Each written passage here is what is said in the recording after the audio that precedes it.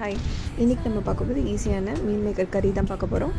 இதுக்கு ஒரு 30 rupees meal maker வாங்கிக்கோங்க.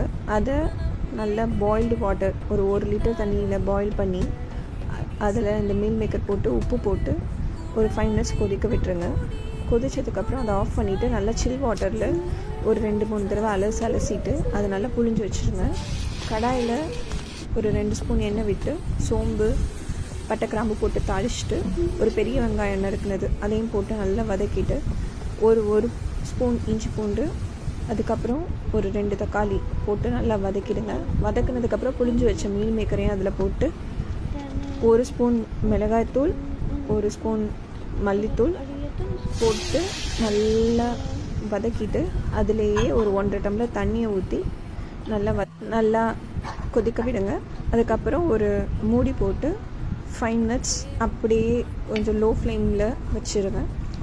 அப்போ நல்லா கொஞ்சம் கிளறி விட்டுக்கோங்க.